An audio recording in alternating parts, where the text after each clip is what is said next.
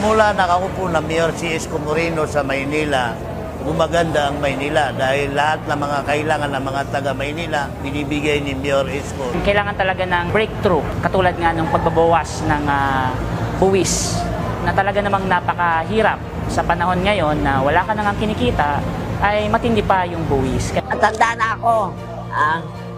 Ilang taon sila nakaupo. May nahango ba? May nagbago ba? Mari naman, baguhin natin. Baka sakali, dumating yung panahon, humango naman, tumaas naman tayo ng konti. Humahanga ako sa kanya dahil siya, nagsikap siya para maano sa akin na hahanguin na kami sa hirap. Tayong lahat. Maybe someday, sabi nga ni Mayor Isko Moreno, na yung pwedeng mangyari sa kanya, pwedeng mangyari sa iba pang kabataang darating. Malay mo, isa pala yung anak ko doon. Walang masama. Lahat tayo may isko sa buhay. Isko is a symbol of struggle. Pero dahil nga hindi sumusuko si Isko, nagtagumpay.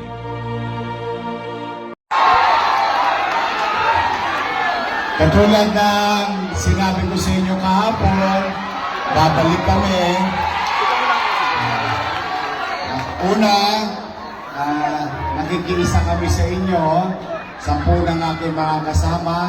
Nandito si Colonel Ibay, Junior Ibay, Dr. Irma Alfonso, Ian Masenyeva, Jesus Tagapahardo, si Bobby Hernani, si Congressman Ernix Junicio, at si Chichi Atiesa. Ang ginawa namin, kahapon talaga, gusto ko na kayong tulungan para makapamili na kayo ng inyong mga kakailangan.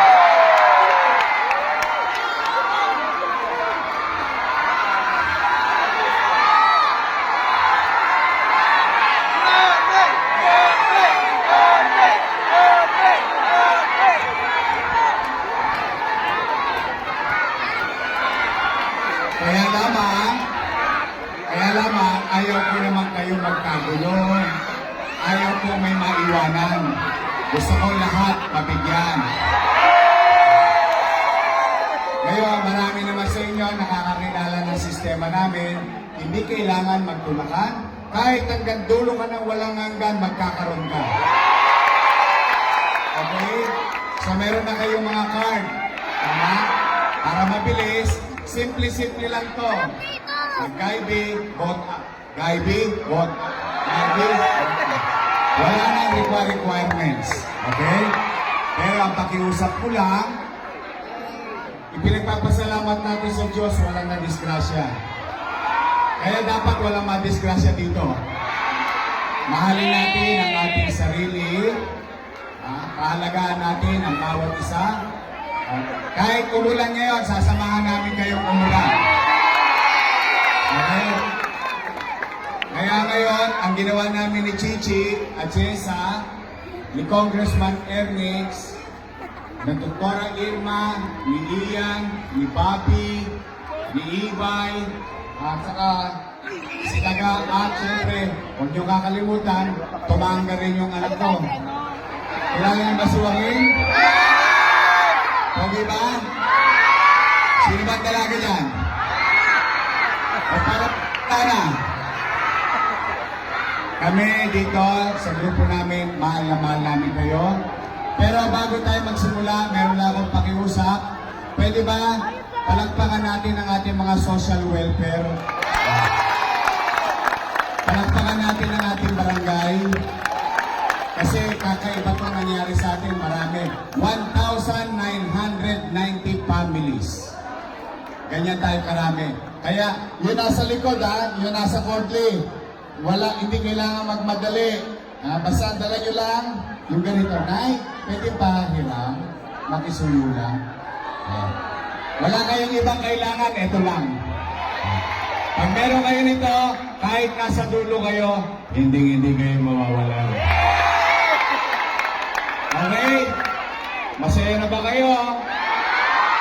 Huwag kayong malulungkot. Alam ko, mahirap yan. Bagyo, sunog.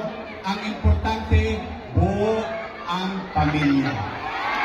Ang importante, buhay. Habang buhay, may pag-asa. Ang maganda dito, marami ang maraming linya, kaya hindi kailangan magmadaliran. Okay?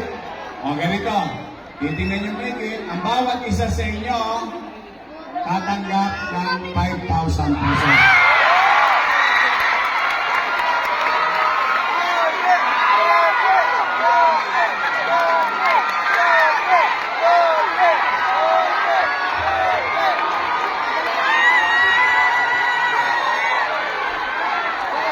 Kasi ang gusto namin ni Congressman Ernest at ni Chief Chesa, makabili kayo agad ng mga bagay na nasunog sa bahay.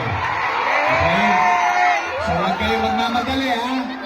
Basta nakahanda kami para dito sa unahan hanggang sa dulo. Kaya dahan-dahan, pagbigay, bigay, uwi na. Bilang Panghuli, lagi kayong manalig sa Diyos. May awa ang Diyos. May awa ang Diyos. At pasalamatan din natin ang mga nagbigay ng tulong na iba pang tao. Ha?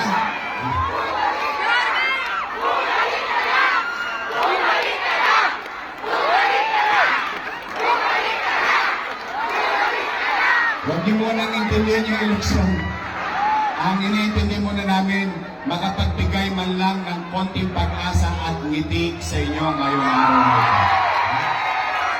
Mahal na mahal ko kayo. I love you. Lalong-lalo na yung mga lolo't lola ko, mga senior citizen, I love you. O sige, mag-uumpisa na tayo. Wala magtutulakan. Dahan-dahan lang. Dire-diretso na katulong natin ang ating mga konsyal, si Congressman at si Chichi. O, dire-diretso na ulit.